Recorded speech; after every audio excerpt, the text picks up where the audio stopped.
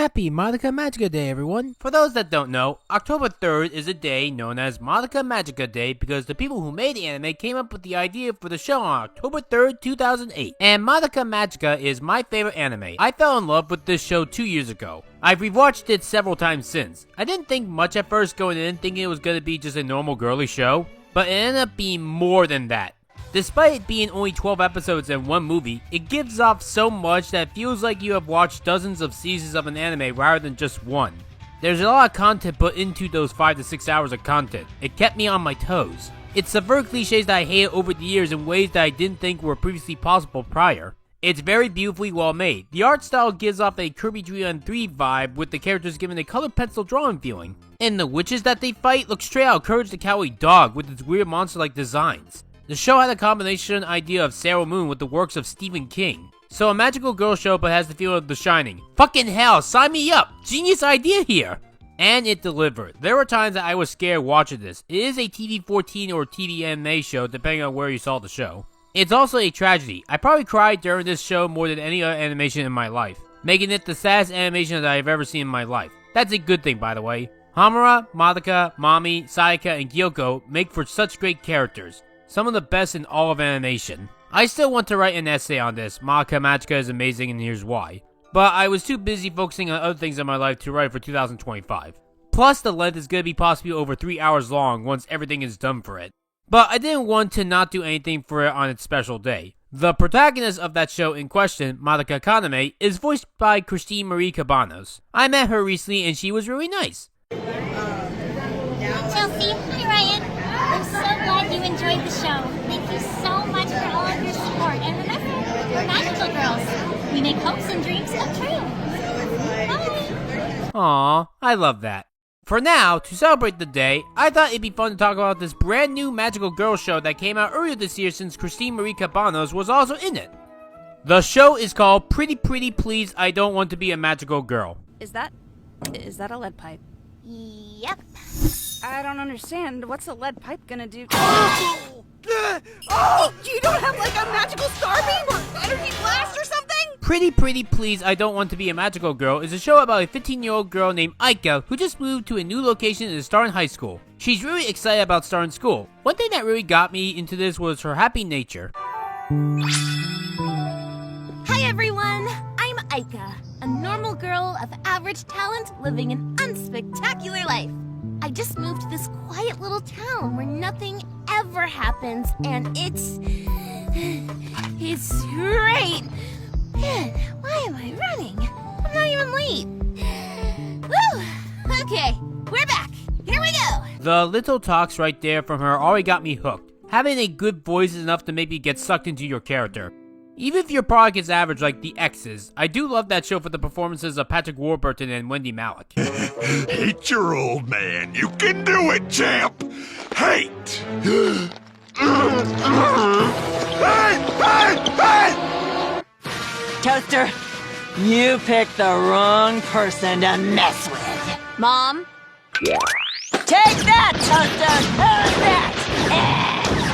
Luckily for Pretty Pretty Please I Don't Want to Be a Magical Girl, there's more good than the voice acting. At first this does feel like it could be for little kids, but then this line happens. Bruh, some kid got a perfect score on the quiz. The curve is fucked. Yeah, this show is funny. There's a lot of funny jokes in this. Can I please go to the bathroom, please? What? Oh, sorry, Aika. You gotta finish your quiz before leaving the classroom. Thanks, miss. See you tomorrow. But You're doing great work. I love you. I needed that today. I'll let it slide. Call me if you need me. What? What was that? Nothing, don't worry about it. I think my kidneys are backwards. I'm just not used to people talking to me, is all. You see, I'm kind of a loser. Wow! A real-life high school loser! Whoa, okay. I already said it. No need to rub it in, you know?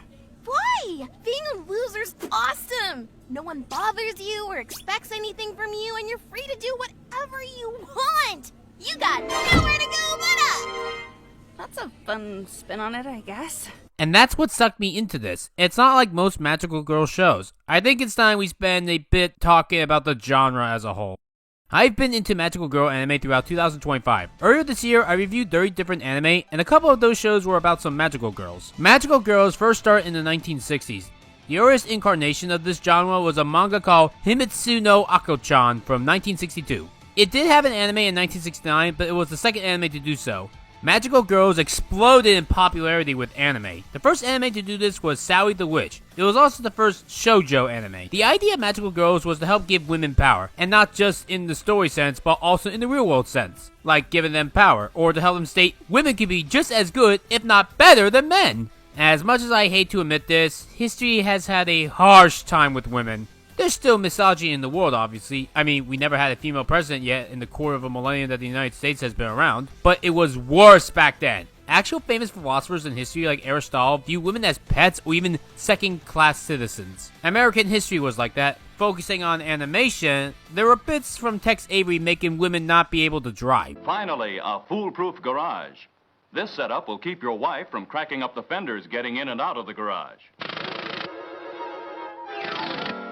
This new directional taillight signal is equipped with a loudspeaker. It not only signals which way you're going to turn, it also announces it. Turning left, turning left, turning right, turning right. It also works with women drivers. Turning right, no, left, right, straight ahead, left, stop, no, right. But the most notable example was the Flintstones of all things. The Flintstones actually was created as a subversion. You know the whole dumbass dad cliche where every father is an idiot? Well, believe it or not, it was created as a subversion of women as a whole. Fred Flintstone's stupidity was made like that because that's how women acted. The joke was essentially, what if a man acted like a woman? Yeah, you can see the misogyny here. And many shows have copied this, like The Simpsons, South Park, Family Guy, and so on and so forth. The point is, many amazing stories about women start from a sad point of misogyny. Magical Girl didn't get its term until the 1980s with Magical Princess Minky Momo and Creamy Mommy the Magical Angel. But the popularity didn't reach the West until 1992 with the show Sailor Moon, the most famous magical girl show to this day. Western shows like The Powerpuff Girls, Winx Club, My Little Pony Friendship is Magic, Star vs. the Force of Evil, and Miraculous Ladybug will also adapt elements from the magical girl genre. For the longest time, magical girl shows were for little girls. There weren't mature themes per se. They were more or less a Saturday morning cartoon meant for kids to be entertained when they woke up in the morning on a day with no school, meant to sell toys or whatever product in the end, teaching about simple morals like friendship. This ideology is more or less the magical girl shows that I watched earlier this year, being Cardcaptor Sakura and Magical Doremi. Then the 2010s changed the genre forever. When Madoka Magica came out, it redefined the magical girl genre as a whole. Magical girl shows start to have more mature themes. Darkness, depression, sadness, longer base continuity and lore, sometimes even action too. And guns! Even newer versions of Sailor Moon started doing this. Unfortunately, it was a double-edged sword, meaning that everyone that tried to go this route succeeded. Shows like Magical Girl Sai were infamously bad for pulling this shit off without having a clue on what made Madoka Magica work. Madoka Magica had deeper themes to its tragedy and sadness. The knockoffs thought you had to be dark and depressing for the sake of being dark and depressing. High Garden Spice was also like this. Madoka Magica had messages of hope and light amongst the darkness, while the knockoffs were more or less someone on a fanfiction website in their teens or early 20s writing what they think is good, when in reality it's crap. I expect if Shizuku from Whisper the Heart wrote this, she mentioned how the story is all over the place. This even affected Western cartoons. Star vs. tried to think about racism and failed miserably about it. My Little Pony had episodes about suicide and depression implications. The Owl House had Luz become evil goth because Dana Terrence doesn't know tact.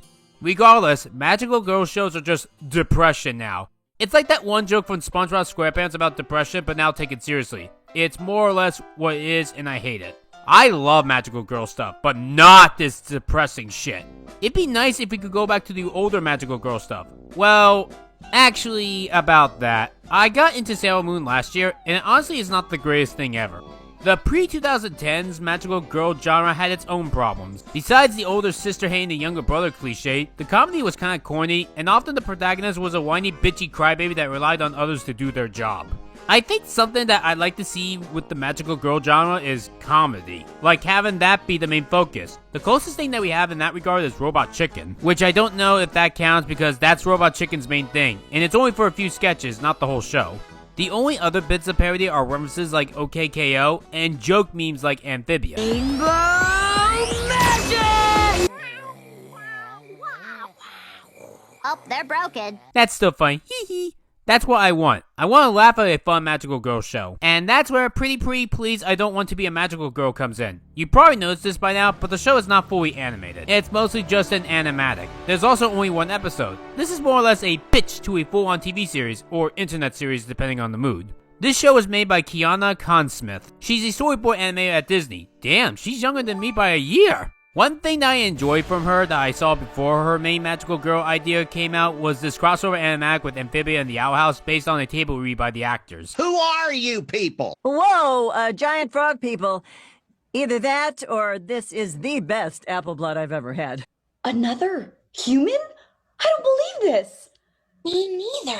She does a really good job with animation, and so far, good with writing as well. She also worked on shows like Big City Greens and Pokemon Path to the Peak. Her working on Big City Greens is probably how she got one of the actresses from Big City Greens to be on this. I'm excited to see more of this show. She's been writing episode 2 since the start of summer. The designs will be updated. Aika and Zira, Aika's new friend that she met, are 15/16, but they look like 12-year-olds. I guess they kinda do, but it could have fooled me. They looked at first 15 to me.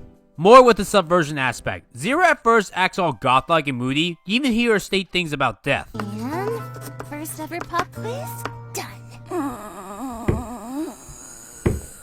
Kill me. Which is a type of character I've grown tired of. It comes across my problems I've had with Lucy from the Loud House. Gotcha. I was almost a goner. Maybe next time. It's just uncomfortable to me, especially as someone that attempted suicide in the past. I like to watch things that make me avoid that stuff, not encourage it or see it as good.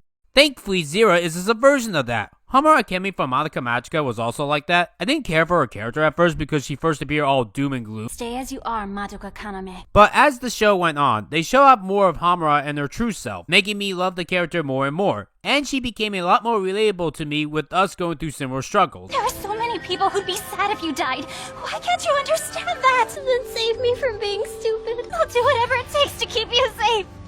I'll come back again and again and again. The one thing I wished for. It's cute seeing Zira adore Aika's magical outfit and presentation as a whole.